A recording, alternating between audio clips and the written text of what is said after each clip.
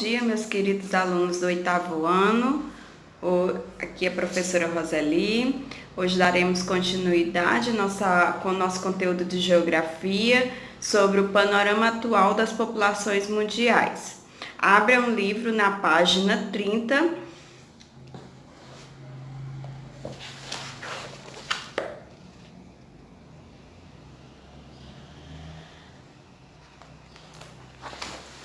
Então, com o livro aberto na página 30, nós iremos observar que as taxas de natalidade, atualmente no mundo como um todo, elas vêm diminuindo, principalmente porque ocorreu e está ocorrendo a mudança no modo de vida das populações.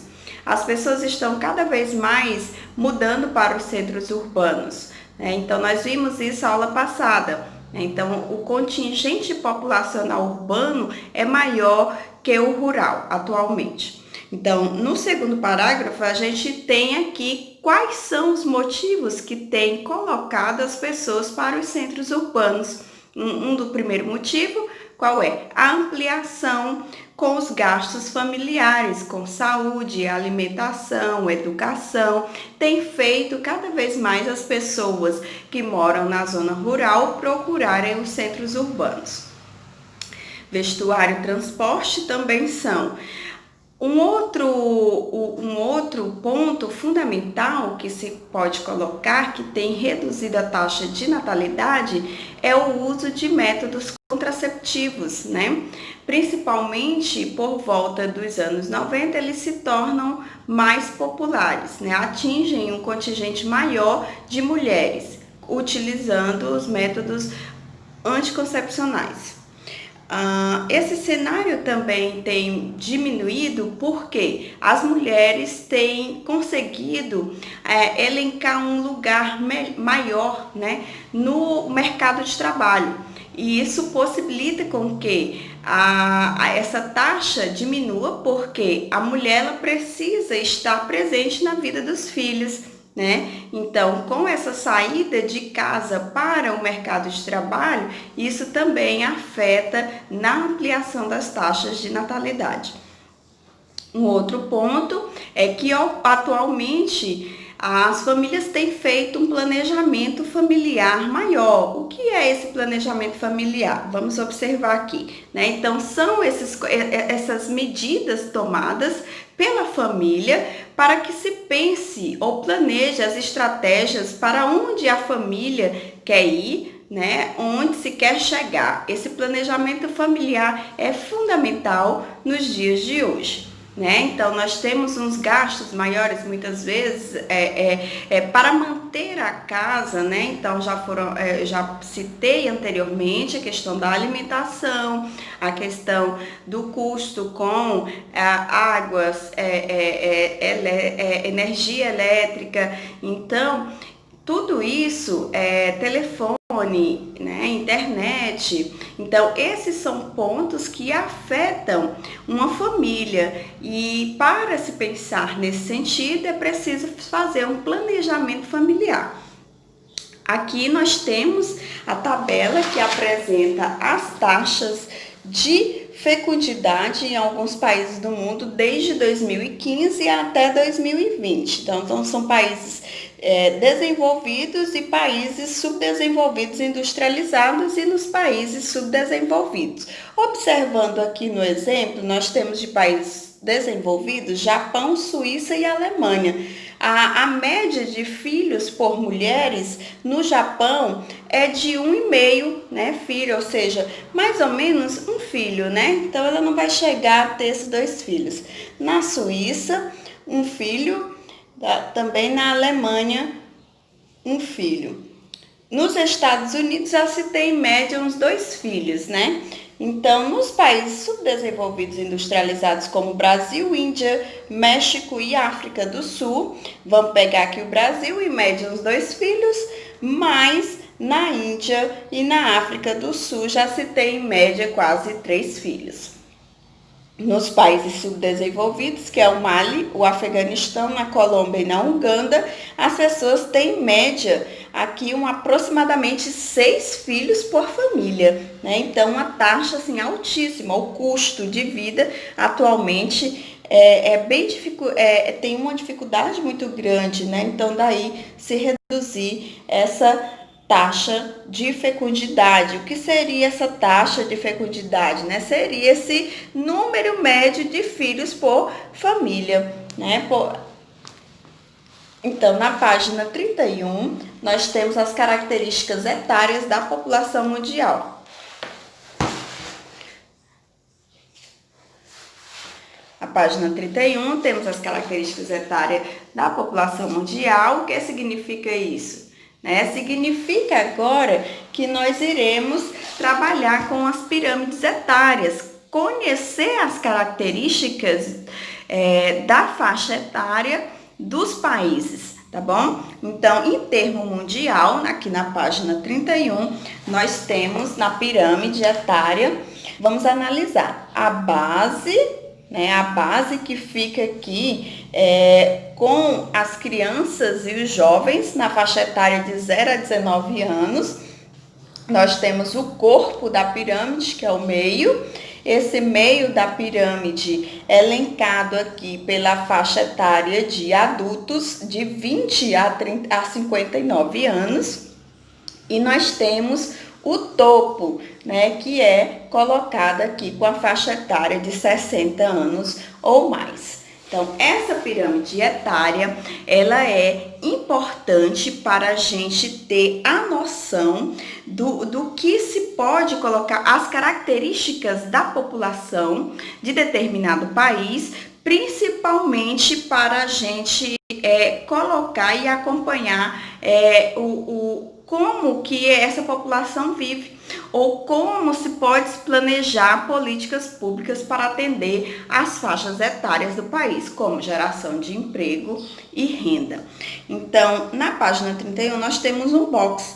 Esse box vai explicar para a gente que o censo demográfico, ele é feito de 10 em 10 anos. O último censo brasileiro, ele foi feito em 2010. Este ano, 2020, aconteceria novamente essa contagem da população para saber as características, como está a população brasileira. Mas, devido a esse problema da pandemia, esse censo demográfico ele foi adiado para o ano que vem. Esperamos com fé, que isso será realizado, porque é importante para se pensar as políticas públicas, tanto para as crianças, para a juventude, como para os idosos. Então, é necessário pensar nessa distribuição dos recursos da União, dos estados e do município. Então, para que ocorra essa redistribuição dos recursos, é preciso que se saiba dos dados estatísticos da população, que se dá através do censo demográfico. Essa pirâmide que nós vimos na página 31 é uma pirâmide mundial. Agora nós temos aqui os diferentes formatos das pirâmides etárias na página 32. O que é que nós precisamos entender? Que cada país ele tem uma característica, um desenho, um formato de pirâmide conforme a característica etária daquele país. Nesse exemplo aqui que a gente tem da Nigéria, um país subdesenvolvido, nós temos um alargamento da base, É um país que é formado aí por muitas crianças e jovens, tá? Então, vai descendo, subindo aqui até o topo da pirâmide, nós temos uma população mínima de idosos, Então, esse censo de 2018, então é bem atual.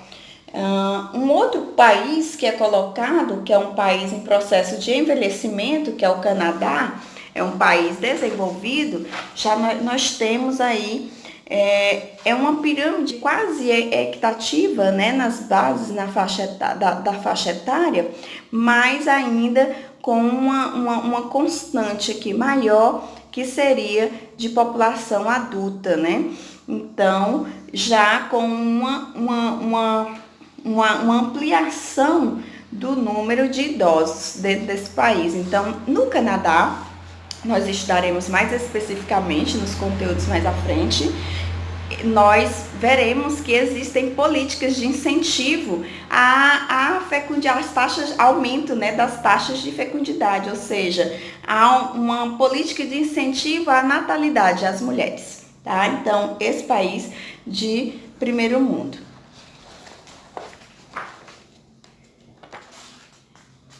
Quando a gente fala que uma população de um país, ela vai se tornando envelhecida, né? Já se tem que pensar aí na previdência social do país. Recentemente nós passamos por uma política, uma reforma da previdência aqui no país, em que alarga, né, esse período para a aposentadoria no país. Por quê? Porque a população brasileira, ela tem envelhecido um pouquinho mais. Na década de 90, o Brasil era tido como um país jovem, porque a pirâmide etária apresentava-se um alto grau de jovens, mas atualmente é por isso que há necessidade do censo para que apresente para o governo brasileiro a real característica etária da população brasileira. Então, aqui na página 34, nós temos Portugal também, país de primeiro mundo, país desenvolvido. Nós já temos também aí um alto grau de faixa etária de adultos e também um envelhecimento da população com maior número de mulheres idosas, né? Então, há esse envelhecimento da população idosas.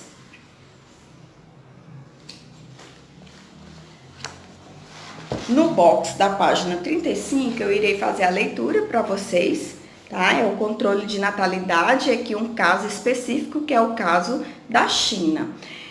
Para tentar conter o crescimento rápido de suas populações, China e Índia se destacam para implantar programas de controle de natalidade, com objetivos semelhantes, porém com resultados diferentes.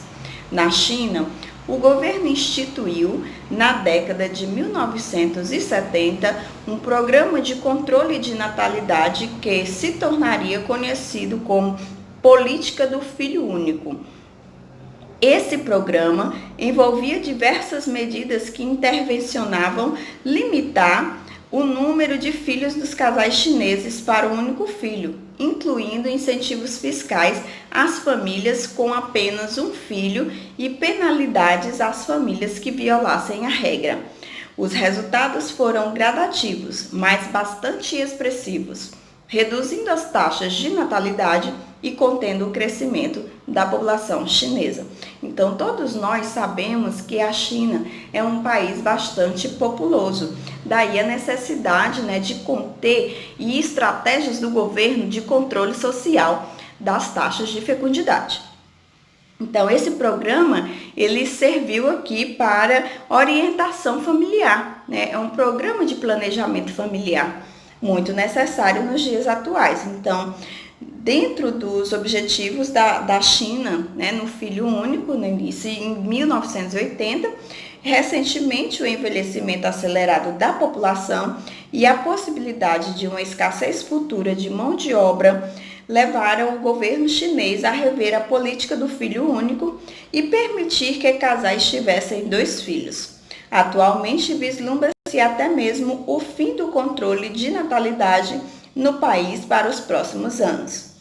Aí tem uma questão. Eu quero que vocês façam essa questão e me enviem as respostas. Em sua opinião, a interferência do governo ao controlar as taxas de natalidade é uma prática justificável frente aos problemas gerados por uma população numerosa e seus impactos econômicos, sociais e ambientais?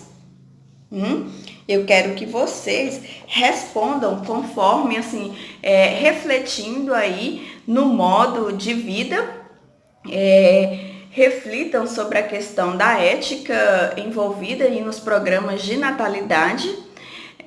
Ética como o que seria esse comportamento em relação a esse controle no planejamento familiar. até onde, né, o povo, o governo chinês, ele pode interferir nesse controle agora. Né? Agora já uma política de incentivo, inclusive já não há tanta preocupação, né? Embora a China ainda seja destaque no contingente populacional, né? Mas uma população se tornando aí, no caso, envelhecida.